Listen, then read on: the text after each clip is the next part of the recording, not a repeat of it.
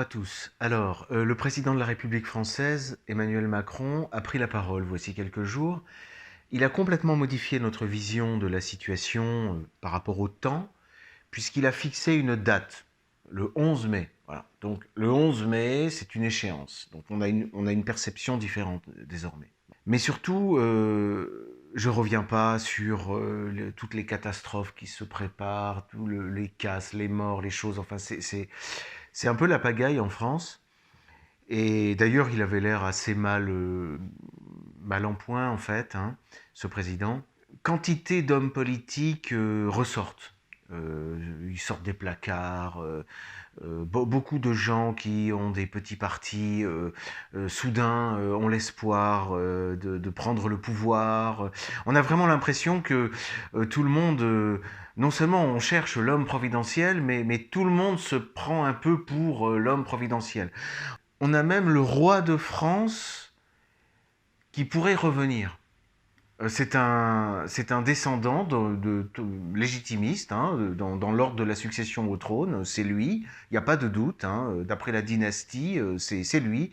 Louis XX, il est actuellement en Espagne. Alors, on l'a surtout vu jouer au tennis. Je ne sais pas s'il est vraiment prêt pour gouverner un État, mais en tout cas, on en parle de plus en plus. Hein, le retour du roi, le roi de France. Bon. Écoutez, pour vous donner vraiment une idée de la situation, j'ai même reçu, moi, des messages où on me dit que, allez, je vais être le futur chef de l'État. C'est personnellement. Écoutez, c'est pour vous donner vraiment l'idée.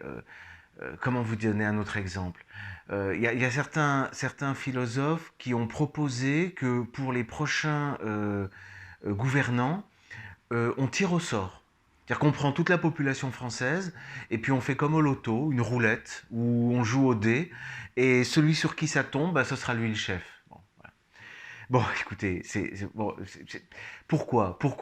Tout simplement parce que l'État français, hein, est devenu un corps, mais sans tête. Enfin, la tête, c'est un acteur. La France est un département des États-Unis d'Amérique. Bon. Donc le chef de l'État, la tête de l'État n'a aucune importance. N'importe qui peut être effectivement chef de l'État. Ça lui permet d'avoir de jolies voitures, d'habiter en plein Paris avec un parc. Voilà. C'est dramatique. Et surtout, les Français ont perdu, ça c'est le côté un peu trop démocrate parlementaire, ils ont perdu la conscience que gouverner, c'est un véritable métier. Ça, je sais que les Chinois, les Russes aussi, et peut-être même les Américains, ont conservé cette conscience qu'il s'agit d'une science. Je veux dire, ça s'improvise pas. Et c'est pour ça que la monarchie était un bon système en France à l'origine. Parce que c'était des gens qui étaient formés dès l'enfance à devenir plus tard des gouvernants.